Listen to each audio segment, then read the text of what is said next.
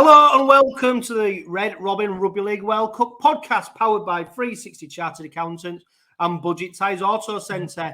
Joining me to look back at the opening round of fixtures is Rugby League commentator and visionary, Mr. Jason Costo Costigan. I can't believe it's a week since we last spoke and previewed the first round of fixtures and the tournament as a whole.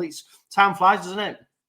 It's been fabulous stuff. Jono, g'day to you. G'day to all those viewers around the rugby league universe as the Rugby League World Cup rolls on in the old dart. And I've got to say, the first 8 games in that opening week, absolutely captivating, Jono. So many heroes for different countries. And you don't have to win a game to be a winner. And you saw some great highlights in the match involving Greece, for example, comes to mind.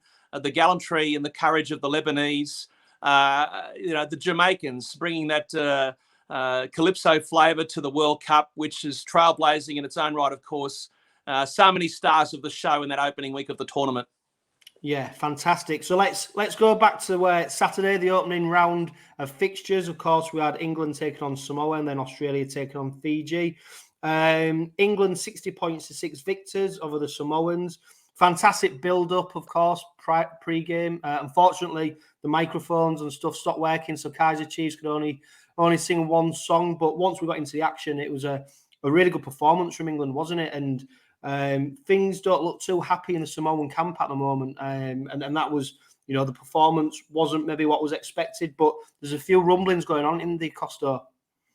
Well, we might just go straight for the jugular here, and some breaking news coming out of West Yorkshire. I've got it on good authority that all is not well in the Samoan camp. We'll come back to the game in a moment, but I want to repeat this. All is not well in the Samoan camp. They've really battened down the hatches after that shellacking at the hands of England in the first game of the tournament. So much so that proud Samoan and former Super League coach 𝐂𝐿𝐴 coaching, well known to many of your viewers, of course, on the podcast, 𝐂𝐿𝐴 coaching has been invited, the story goes, to Samoan training during the week in the aftermath of that shellacking at the hands of England.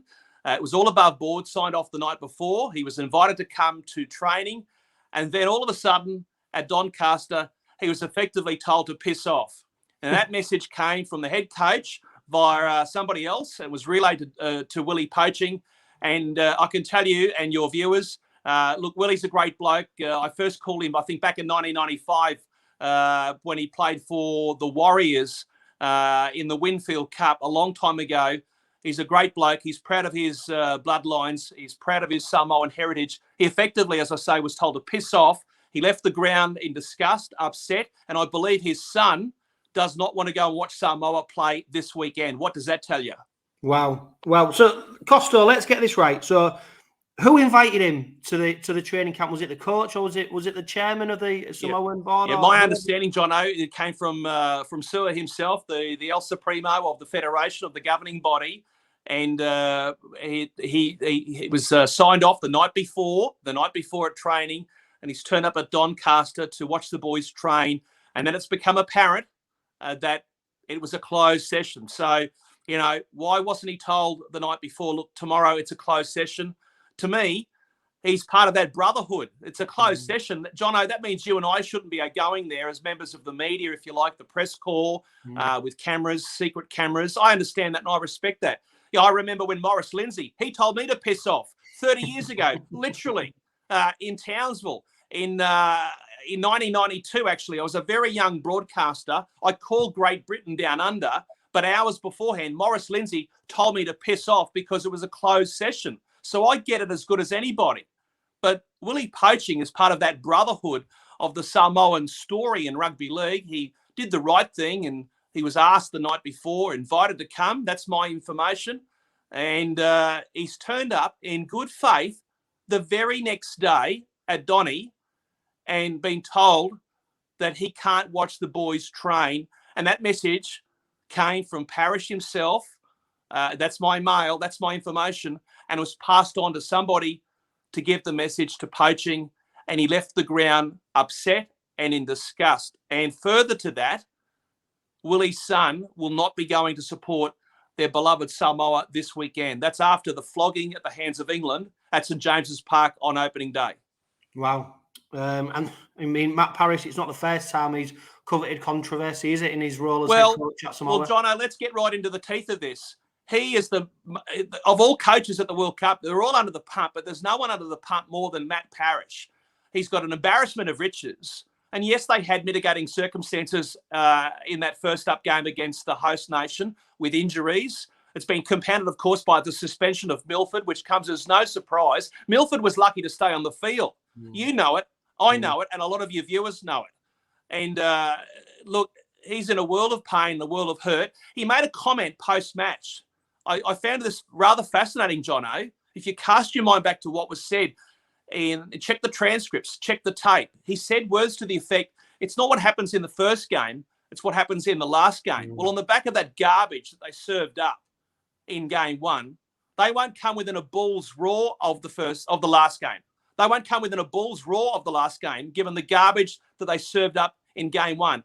I note that my Australian colleague Andrew Voss said that the team should be sent home. I think Parrish should be sent home because, to me, he must be the problem. You know, they've got all these players, they've got these superstars, and their forwards played like powder puffs, and their backs were marshmallows.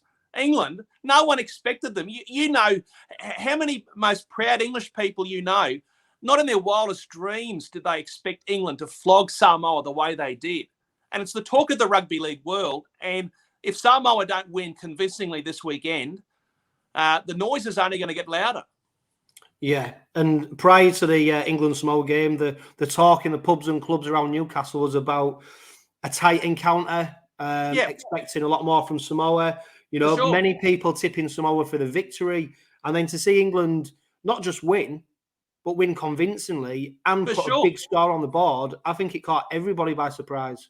Well, let's give some credit and some plaudits here to the likes of Burgess and Whitehead for laying that platform on, so that the likes of Williams and Wellesby could get that back line firing and providing quality ball to the strike power out wide in the form of people like debutant Dominic Young and Mackinson on the other wing. You know, they were outstanding right across the park, and they were relentless. And the capitulation by Samoa in the second half, that hasn't had a lot of publicity, not as much as I thought.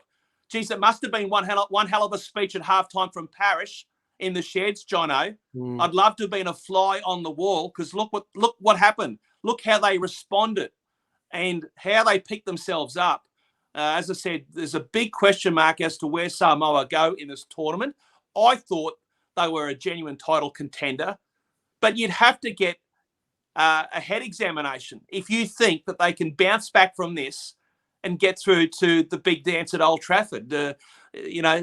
Old Trafford may be the theatre of dreams. Well, right now, Parrish and Samoa, they're in the middle of a nightmare.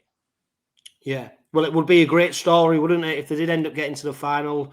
You know, an opening round defeat, 60 points to 6, and then to get to the final. But they look a long way off at the moment. And well, John, I just want to qualify some of my comments. You mean I was with that first big wave of Polynesian talent, and particularly Samoan talent, coming through in the early 2000s. When I was calling the Warriors, the voice of the Warriors for a decade, and it's something I'm very proud of. But also the international game, calling various nations in that window with Sky Television in New Zealand, and to see players coming through like Clinton Torpey and Ali Noatiti, and I could go on and on. Some of them perhaps not the biggest superstars. Iafeka Paliasina. A lot of memories come flooding back from those halcyon days when the Warriors got through to their first grand final and culminating internationally. Let's not forget, in New Zealand, winning a World Cup for the first time in 2008. So that Cinderella story with the Samoans, and you want to go back to Graham Lowe when he was in charge of what I think they were called Western Samoa. So they've been around for a long time, and now is their moment to stand up. And I've got to dip my hat to Jason Taumalolo and the Tongans for setting the benchmark for the Pacifica nations. And Taumalolo saying, follow me, boys, and players, if you like, defecting, but pledging their allegiance to where their heart lies. And there's nothing wrong with that. In fact, you got to salute players who follow their heart, not where their wallet is. And we've seen a fair bit of that, haven't we, in this tournament? And that's to be admired by people far and wide. And it predicts, well, it makes the NRL and the World Cup unpredictable. And that's a good thing for rugby league. I said something about last week about the predictability of the Super League. It's the same teams winning the trophy. That's boring. Doesn't make for good television, Jono. And if you want to get more money for the game to help clubs, whether it's at the amateur level or the professional level, you don't need that. And I think the Samoan story is a great story, and that's why I'm cranky that this has happened, because I wanted Samoa to be strong. I wanted a close game first up, and now it seems that they're imploding. Yeah, and they've got Greece up on Sunday. Yeah, and I'll tell you what, Greece are known for smashing plates. They've got some very courageous players, not just Magoulias, and they'll be looking to smash Samoa. Is it time for something radical, Costo? Is it time for Paris to go mid-tournament? Beg your pardon? Is it time for Paris to go mid-tournament? Well, I thought he should have been punted after that display. There's been a lot of rumblings and a lot of speculation. There was the talk of Sonny Bill Williams and the Johnsons, of course, going back a while ago. And, you know, you'd have to have earmuffs on if you haven't been able to pick up on the noise. Yeah. Well, thank you for breaking that, Costo, because that is big news coming out of the Samoan camp. Another team who was maybe expected to do a little bit better was Fiji. They took on Australia in the night game on Saturday. They got pumped 42 points to 8. For long spells, there was competing and there was competitive, but ultimately Australia's firepower came to the fore. Well, there was a lot of firepower there and a lot of strike out wide. You know, the Fox, once he got the ball, that runaway try, that long-range try was breathtaking, wasn't it? A Fox on the run. You know, if you had a pub in the north of England called the Fox and the Hound, would you be looking for the Hound for a photo opportunity, wouldn't you, Jono? Because, you know, he brings people through the turnstiles, whether he's playing for club, state or country. And I'm pretty sure a couple of weeks ago he was actually playing in an Indigenous tournament on the south coast of New South Wales for his beloved Wiradjuri people. Wiradjuri is the people that come, the Indigenous people, the First Nations people that come from places like Wagga Wagga, which means City of Crows in the local Wiradjuri language in southern New South Wales. It's a place that I used to live and read the news in, and he's very proud of that heritage, and he's a great character, isn't he? But he just wasn't the only one, of course, starring for the Aussies. I thought Harry Grant was absolutely outstanding. 7 debutantes for the Green and Golds, 6 more coming up for this next game against Scotland, and I think the scoreboard attendant may well be very busy tonight. As for Fiji, I felt sorry for them. There was so much excitement when I was in Fiji last month, calling their domestic grand final, the Vodafone Cup grand final. But, you know, they obviously were down on players themselves. The Saifiti boys not participating. So it hasn't gone to plan. Joe Rumbelli or Joe Dukuutonga, the coach, last I heard, was still in hospital. So a big shout out to Joe. He's been an ornament of the game as a player and as a coach. And his sickness, obviously, is something that is certainly not lost on a lot of people in rugby league. And I know that 𝐂𝐻𝐴𝐻𝐿 Virata stepping into the breach, doing the best he could with the players he had. But big shout out to Joe and wishing him a speedy recovery. Yeah, and then if we fast forward to Sunday, 3 games there. Obviously, you've just mentioned Scotland taking on Australia. They, maybe a bit of a surprise to many, came unstuck, 4 points to 28. Defeat for Scotland. Italy, the victors. And anybody who watched that game will be mightily impressed by the Italians and how dominant there was in the game. Yeah, I thought Brown was leader of the pack and was were very much deserving of man of the match honours. Jack Campagnolo played well. I'm a big fan of Jack's. I think he's got a great future. And as I said to you, I think was it a week or so ago, following in the footsteps on the international stage of his grandfather, who scored 3 tries against the touring Great Britain team many, many moons ago. And actually was on the family farm, on his grandfather's farm about 6 months ago. So, you know, there's a lot of passion for these players and for these teams, more than what people realise. And so the spaghetti rugby that was on display from the Azzurri was to be admired. And I know that in the last 24 hours or so, Tim Sheens, who's the Director of Coaching and Strategy for the Italian Federation, has addressed the players. He's got a great working relationship with Leo Epifania, who is the head coach of the Western Suburbs Magpies in the New South Wales rugby league scene. And of course, Leo, a man who'd walk over hot coals for Italian rugby league. And I think it's a great sign, a positive sign for the Azzurri. I thought what they did was pretty good, and I think it shocked a few people. Yeah, and interesting to know, one of the Italian supporters was Terry Campese. He's over here in the country. I saw him on social media that he was up in Newcastle supporting the Italians. Interestingly, they take on Fiji tomorrow, the first game of the day. Is there a chance of maybe a shot there, Italy pipping Fiji for the 2 points? Well, for 𝐂𝐻𝐿𝐴𝐻 and the Fijian coaching team, it's a nervous wait, Jono. You know, and there's a degree of unpredictability here in this match. I think Italy will give it their best shot, but you would think that the likes of 𝐂𝐜𝐸 and 𝐂𝐜𝐸, they got so much grunt up front. Brown's going to need some help in that forward pack for Italy, and you know, I'm not convinced that they can withstand the Bharti, and they are the Bharti. I don't want to pick on your British colleagues, but some of the pronunciation of the players from the Pacifica nations has certainly raised my eyebrows. It's not something that I condone, and I want to say that this is why we need you, Costo. This is why we need you for a masterclass in pronunciation. Well, I mean, I'm not saying I've got all the answers, but I was recommended to participate with the international broadcast team by the rights holder in New Zealand, but your English colleagues decided that was not necessary. So here we are in watching the World Cup from down under. So it's disappointing, but it is the Bharti, and I know that the Bharti will be licking their chops here because they'll think, look, if we're serious about doing some damage here in this tournament, we've got to get rid of the Italians, but they need to bounce back. And I just wonder how much energy and also mental space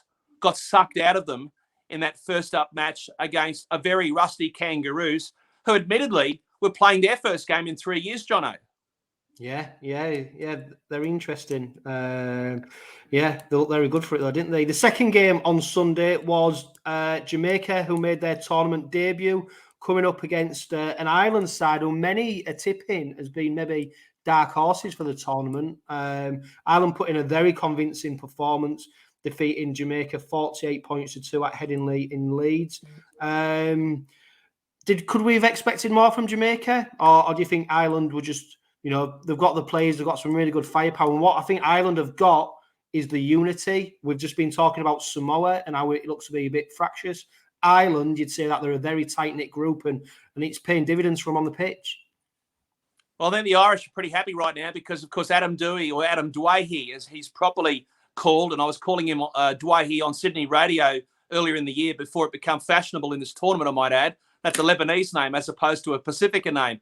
But Doueihi obviously getting suspended and unsuccessful with his appeal. I'll come to more of that in a moment.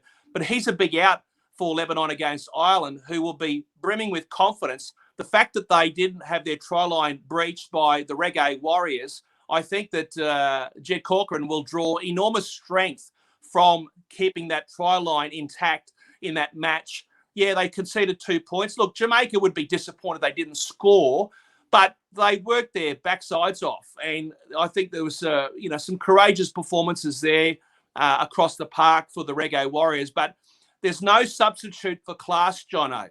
And Keary has got it by the truckload. And a great foundation again, provided by his front six, including Jolliffe. But hats off also to the likes of the Kings and the seniors. They were great contributors for the Wolfhounds in that first up success. Yeah, and of course, Hull Kingston Rovers, George King, Frankie Holton, senior, all showing up very well for the Wolfhounds. The third game on Sunday, New Zealand against Lebanon. And Lebanon did give New Zealand a good run for the money, didn't they? Probably to many people's surprise. Well, they did, and, particularly remembering that Lebanon were down to 12 men for a quarter of the game, and the send-off was a big talking point. It caught the host broadcaster. It caught the host broadcaster by surprise. Poor old Vossi, I have felt sorry for him because he thought that Robbie Farah had been sent off, the Lebanese trainer. In fact, of course, it was Adam Doueihi. And I've seen what was said in the judiciary and appeals process. And if we believe what's been printed, the language that came from Doueihi was utterly appalling. And he's lucky he didn't get rubbed out for 2 weeks. You know, you can't condone that sort of foul talk. It's one of two words you can't say on television, Jono, for those people who didn't catch it. And it's the one that doesn't rhyme with truck. So you can work out which one it was. It was disgraceful. It's not a good look for the game. It's not a good look for the families that we're trying to bring through the turnstiles at Rugby League World Cup. I'm sure those comments that I've just rolled out would be echoed by John Dutton and the people running the tournament. So, you know, the Lebanese, they really busted a boiler in that game, but New Zealand stacked with talent. And how many people do you reckon, Jono, want to come through the turnstiles to see Joey Manu? How good is he? Mitchell Moses and co did their best, but the circus act that is Joey Manu, he is an absolute freak. And I look forward to calling him for club or country, because he's just an amazing talent. And I'll say it now, you know, if he isn't going to become the Golden Boot winner this year, and I'm one of the judges, I'm only one of many, and I'm very privileged to be in that role. And I thank Brad Walter and others for giving us that opportunity. You know, I mean, I'll walk across the Pennines. I do wonder, Costo. I mean, New Zealand, you know, they might have looked at that game and thinking that they were going to put a lot more points on than 34. Yep. And I do wonder in Group C, the Ireland-Lebanon game is going to be a really intriguing encounter. And there's points difference between Lebanon and New Zealand in that game could be key for the table, because, you know, if you keep the scorelines down and you're going for that second place in the group, you know, you've got a fantastic chance. So it's going to be really intriguing. Well, Jono, I'm going to make a prediction now, Jono. I'm going to jump right in and say I think 𝐂𝐴𝐻𝐸 being rubbed out for round 2 of the tournament is a huge blow to the Cedars. I saw some of the Lebanese players go around against Malta in Sydney mid-season, around the same time as we had the Pacific Test weekend, and the likes of 𝐂𝐴𝐻𝐸 and Moses were at the ground supporting their beloved Cedars. They did not play that night, but you know, he came up with the 40-20. He had some nice touches, 𝐂𝐴𝐻𝐸. His absence is a body blow to Michael 𝐂𝐜𝐜𝐿, I should say, and they will miss him horribly. And I reckon the Wolfhounds privately, at the very least, will be doing cartwheels. And so long as the likes of King up front, as the captain of the Irish team, lead from the front and provide a platform so that Keary can work his magic out the back, I think Ireland have got them covered. Yeah, they take on, they play each other, on Sunday at the Lee Sports Village. The other group game in that group is Saturday evening. Of course, in Hull at the MKM Stadium, New Zealand taking on Jamaica. As resilient as Jamaica was against Ireland, they're going to have to put double effort in against New Zealand, aren't they, if they're going to be competitive in that fixture? Well, I think this will be the biggest score of the tournament. There you go. How's that for a bold prediction? You know, reckon triple figures? Triple figures? I'm not sure if it'll be triple figures, but when you mention triple figures, particularly where you're broadcasting from today, you cast your mind back when the Kangaroos scored 110 points against Russia at the Boulevard 22 years ago. I'm not sure how many Red Robin podcast viewers can say where they were on that occasion where Ryan Girdler had an absolute field day. I reckon he still goes into pubs and people ask Ryan Girdler, mate, did you have a sore foot? I think he kicked 17 goals that day, Jono. It was a bonanza. And of course, the Russians, well, they disappeared like a Russian submarine. But I think that the Kiwis will rack up a massive scoreline here. I don't want them to hit triple figures. I don't think that doesn't do anything good for the game. No. And I'd love to see the underdogs at least get on the try scoring sheet after missing out first up. Yeah, it's not a great look, is it, for the tournament or the broadcaster, especially because it'll be prime time Saturday evening as well. So you've got a chance for new viewers. But yeah, I'll tell you what though, Jono, I'll tell you what though, if they score, can you imagine what sort of party? I know there's a big West Indian community in different parts of the north of England, but in places like South London and what about in Kingston, Jamaica? You reckon there'll be a bit of a party in Montego Bay, or what if they get on the score sheet? Yeah, and that's it, isn't it? You know, This World Cup has provided a fantastic opportunity for countries like Jamaica, and we spoke about in the Rugby League World Cup preview that we recorded last week. The Jamaicans giving, I think, something like 6 homegrown players the opportunity to play on the big stage, and coming up against someone like New Zealand. This is the stuff of dreams for some of these players. Oh, for sure. This is the stuff that they'll remember for many, many years ago. Last month, Jono, when I was walking the streets of Nandi in Fiji, I came across some gentleman with his young kids walking the streets, just a lovely night out, and we got talking. And it just so happens he actually represented Fiji back in the days of the Super League divide, when the ARL, Ken Arthurson and John Quayle, was basically isolated by Super League with Maurice Lindsay in England, of course, and what happened in New Zealand and other parts of the world. And the only game that the Kangaroos could get was against a bunch of villagers from Fiji. Well, this gentleman was part of that village representative team that went to Marathon Stadium in Newcastle when the Kangaroos carved them up. And I said to this gentleman's kids, I said, your father is a dead set legend, because that was an opportunity of a lifetime, something he will cherish for the rest of his life. And the kids were beaming to hear the story, because they probably hadn't heard it the way I expressed it. And similarly, the Jamaicans have the opportunity here in 3 games in this tournament.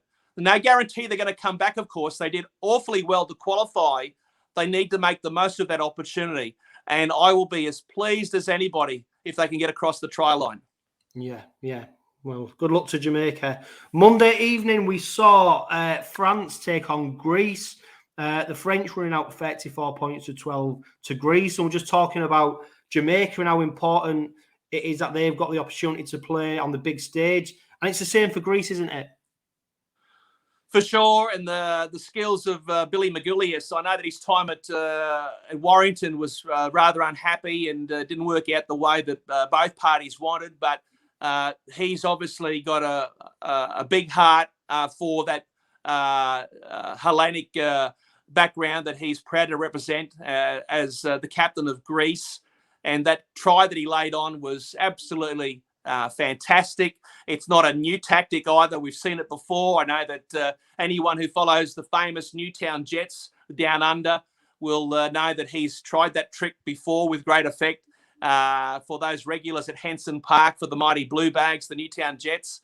So Magoulias, he'll be cooking up something.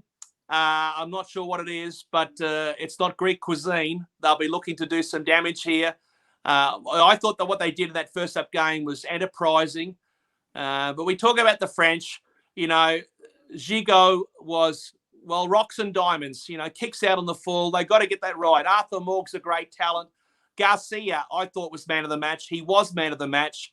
I think that the French need to play well in this tournament, because they don't want to be going out in straight sets here. Just imagine if France go through the tournament as underachievers in the eyes of many observers, not just the FFR 13 people. They want to have something to take into the World Cup at home in 3 years from now, and I wish them well with those endeavours. Laurent Freycinet is doing a pretty fair job, I think, backed up by Trent Robinson, but it all starts on the field with application from the word go. Yeah, they take on England on Saturday, tomorrow. England making a number of changes to their squad. It looks like Hull Kingston Rovers' Ryan Hall will be featuring, which is a fantastic achievement for him. The longevity he's had in top-class rugby league, international rugby league. So to see him out on the field will be a real pleasure. But I suppose France might look at this and think that if England are making a number of changes and want to come up with a statement victory, this is the time to do it. Well, I'll tell you what, it would put the cat amongst the pigeons, John, wouldn't it? I wish Hall all the very best. It's a great opportunity. I know that the city will be proud to see him line up in this particular fixture. But, France, they've got mountains to climb in this tournament, and it's a pretty big one here. This is probably a bit bigger than Ben Nevis in terms of mountains to climb, in fact. I can't see them winning, but perhaps they get England at a good time with those changes that you've touched on. England coming off one hell of a high in that massive win, that landslide victory, that catastrophic defeat for Samoa first up. Maybe their heads will be in the clouds. Who knows? France need to start well. And as I said, that kicking game has got to be on song. And Morg Yeah. He cannot do it himself. No, and we don't need to see France blow up. If they've got any desire for a victory, they definitely can't blow up. We move to Tuesday night and a game, Costo, that I know you was absolutely excited about. Probably the game of the round, Tonga versus Papua New Guinea. Absolutely fabulous, wasn't it? And I thought the better side did lose. And Apapa, he's getting a lot of bouquets for his performance, and so he should. Terrific player. I think he'll be a great player next year as Lee come back into the Super League, back into the top flight. We might also remind everybody watching the podcast, as of 24 hours ago or so, they are now the Lee Leopards. So I think Apapa for the Lee Leopards. He'll be on the prowl, no pun intended, for club or country, depending on which jersey he's wearing. How he basically cut through the defence, the Tongan defence, the teeth of the Tongan defence, was absolutely breathtaking. Don't forget, this was a Tongan side, again, stacked with talent. Tamalolo missing because of suspension, a notable absentee, sitting up there next to the Big Bad Wolf. And the Big Bad Wolf probably had his claws out after the game. He was expecting a tough game. He was right in saying the things that he did post-match, Jono. It was the first ever win by the Reds against Papua New Guinea. So that's a great achievement. Papua New Guinea will take a lot of positives out of the game. I thought the performance of Apapa was absolutely world-class. I thought Lamb probably played his best game for Papua New Guinea. And I think, as I say, a lot of positives come out of the game for the Kumals.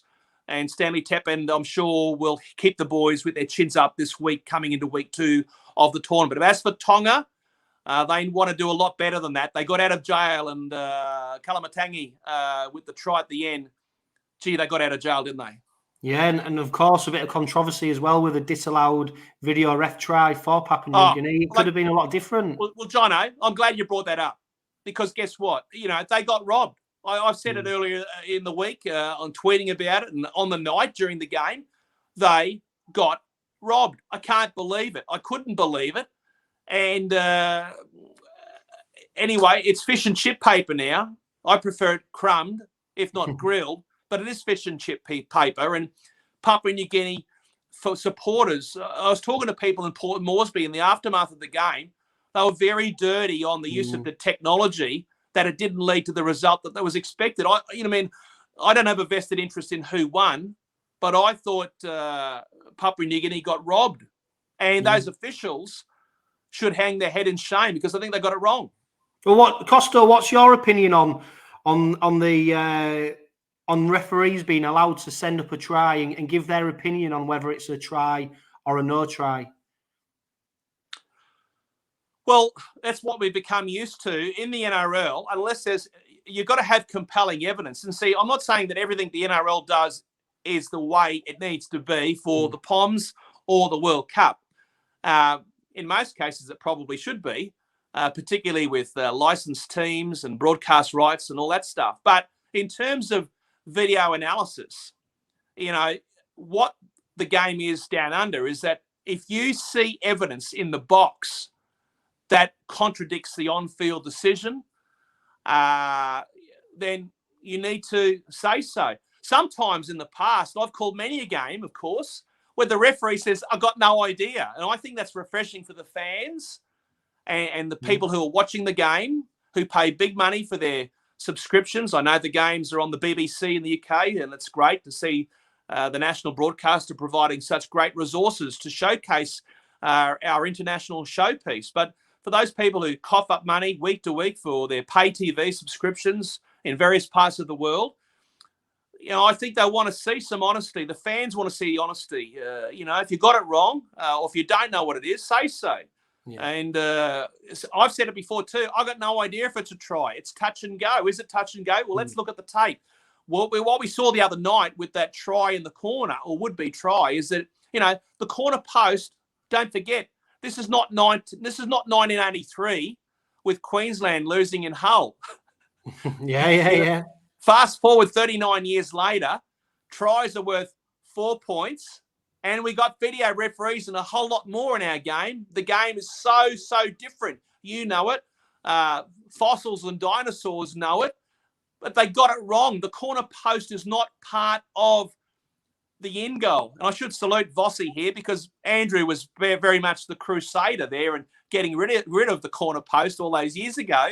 And the video referee, for some reason, said, no try. Imagine if that was a green light and how that changes the game. And as for Reece Martin, what about his goal kicking? Unbelievable. We'd be remiss of us if we didn't touch on that tonight. Yeah, he's equalled the world record for consecutive kicks. The record was held by Jamie Ellis. He achieved it at Hull Kingston Rovers during our championship season in 2017. Liam Finn originally set the record back in 2012. And Reece Martin, I mean, if you needed someone to kick a goal, you'd put your life on it. It's him who would do it. Absolutely. But kicking goals is something that is important. I think we talk about goal kicking. I'll make a prediction with the Kangaroos tonight. I think Nathan Cleary will score 30 points and he'll have a bumper harvest. Goal kicking won't come into that game, obviously, tonight between the Kangaroos and the Bravehearts, but at the business end of this tournament, it may well be very much important and critical, in fact. And so, having a shot at goal when there's cheap points on offer in a game that may be tight should not be sniggered at. And so, look, Papua New Guinea were just unlucky to lose the game. Tonga, well, they'll be saying a few prayers this week, and rightly so.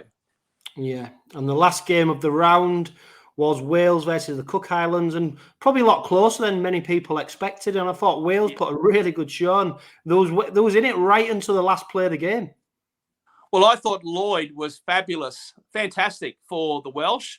The fact that he had the ball in effectively, what was it, the last throw of the dice for the Welsh. And I just thought, mate, this bloke, he's got a big engine and they're still having a dig. And I couldn't believe it. I got it wrong in that I thought the Cook Islands, I thought the Cookies, as they are called, would blow Wales off the park, particularly given that you look at the Welsh team and how bereft they are of professional players, full of part-timers, if not amateurs. And I thought they played their hearts out. And again, they should take a lot of pride out of that performance. Galling was brilliant for the Cook Islands. I think he ran for something like 300 metres. I know that Ford was officially declared the man of the match, but I thought the centre for the Cook Islands was the best player on the field. He had plenty of mates in a performance that Tony Iro will be able to build on. They didn't play a warm-up match, the Cook Islands. They have some of their best players playing for other countries. Let's not lose sight of that. It's a small country, a beautiful country too, Jono. I can't encourage you and your viewers enough, if they ever get the opportunity to come to the Pacific, to go to the Cook Islands. It's a beautiful part of the world. And I think that the Cook Islands will, as I say, improve on that performance and expect a much better game and a more prominent display next time from their fullback, 𝐂𝐜𝐜𝐿, the son of the beast himself, Kevin, who I'm sure was very, very pleased with that performance by his young fella. Yeah, and the game seemed to change and the tide seemed to change in favour of the Cook Islands when Brad Takarangi came on. For sure. And his kicking game as well and whatnot. He didn't get everything right. It was his first game back since May. And, of course, what has happened off the field is well documented. I'm not going to go over that, obviously, but it's been a long road to recovery, and it was very nice to see Brad acknowledge the rehabilitation people in your part of the world for getting him back on the field, because that was no mean feat. This was a serious hamstring injury. I did a story on this, in fact, in the Cook Islands News going back before the first game of the tournament. So a long road to recovery for Brad Takarangi. His experience off the bench, absolutely critical for the Cook Islands. And I think, just summing up, that's where the Cook Islands got on top of Wales, was, Jono, through their bench. They had them covered and then some. Yeah, so we look forward to the next round of fixtures. We open up this evening with Australia taking on Scotland in Coventry. Saturday starts with Fiji taking on Italy. And then, of course, we have the big game, England versus France. And then we finish on Saturday with New Zealand versus Jamaica at the MKM Stadium in Hull. On Sunday, we have Lebanon taking on Ireland. The second game on Sunday is Samoa versus Greece. On Monday, we have Tonga versus Wales. And then on Tuesday, we finish with Papua New Guinea versus the Cook Islands.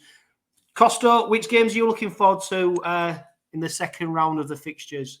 Well, I'm looking forward to all these games. And I'll tell you what is really getting under my skin is seeing these squads announced a couple of days before a game, and they mean absolutely nothing. Jack S. And I call on the Rugby League World Cup social media people to have a cold shower, because it does nothing for anybody, because you're still none the wiser, Jono. They've got the England team, and it looks like it's legit. And then you work out that the seventh player is George Burgess. We haven't had a halfback for England that big for a long time. I know he's beefy, but he'd rather feed himself than feed the scrums. Yeah, definitely. I think for me, the standout game potentially could be Papua New Guinea, Cook Island. I mean, Tonga, Wales. That group there is a really interesting group, isn't it? D, where you'd say Wales probably likely to finish bottom, but the competitive performance that they're putting against the Cook Islands makes you think that that's going to be probably the most competitive group. Well, I tell you what, I'll counter your comments, and I'm not disagreeing with any of that, Jono, but I will say, if you said to me, pick the game that you're most looking forward to, I think the game, and the closest game, will be between the Wolfhounds and the Cedars. I'll come back to what I said earlier about 𝐂𝐜𝐸 being rubbed out with his much publicised suspension, and I roll my eyes, and for good reason. The fact that he even tried, he had the audacity, and Checker and the Lebanese officials thought, let's appeal it, let's see how we go. And then the evidence that was put forward by referee Grant Atkins, disgraceful language, and played out in the media. Geez, how utterly embarrassing for Adam 𝐂𝐸𝐸 and Lebanon. He'll have to take his medicine and watch the game. And I think this match will come down to a stroke of brilliance on either side. Moses for Lebanon or Keary for the Irish. And to me, it's the toss of a coin. Right now, I'm tipping Ireland. Yeah, it's going to be a really good game. I'm looking forward to watching that. I'm going to see history made on Monday when 𝐂𝐜𝐸𝐸 becomes the first female to referee a men's World Cup match. The game is between Wales and Tonga at St Helens. And, it's a new era now, isn't it? And these kind of moves from the International Rugby League and Rugby League in general should be applauded, because we want equality, we want fairness. And if you're up to the job, then you should get your chance.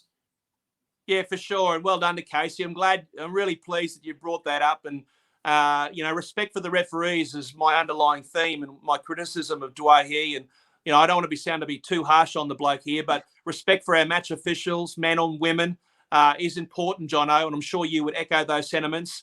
And Casey Badger is a great story. I called a lot of rugby league involving her husband. I'm sure he's chuffed to bits. I caught up with him, in fact, at Campbelltown a few months ago in his work there with the West Tigers, if memory serves me right. And it's a terrific story. She's a great advert for ladies becoming involved with refereeing and officiating. And I'm sure she's not the only person there in that space as well. We've got, I think, the young lady from New Zealand whose name escapes me, who was involved as a touch judge in the opening week of the tournament as well. So whether you've got a flag or a whistle, that stuff is to be commended. And as you're right in saying, it's trailblazing stuff, and something that the game, with its push into that world of inclusiveness, it's something, Jono, we should be so proud of. Yeah, definitely. And we're very nearly at the end of this episode of the Red Robin Rugby League World Cup podcast. But Costo, you're going to be releasing something on social media later today? Well, I'm going to have a bit to say more about Willie poaching, basically being invited by the Federation, the Samoan Rugby League, to come to training at Doncaster, and then effectively being told to piss off by the head coach. That is surely going to be blown up. And I encourage the media, you'd have to be living under a rock if you don't understand how big that story is. That is just disgraceful. Someone like poaching on a pedestal, proud Samoan, and then told to piss off, and his son now not going to the next game. That's how upset the family is after what happened. So I'll have more to say about that on my Twitter feed in the coming hours at Costo Jason.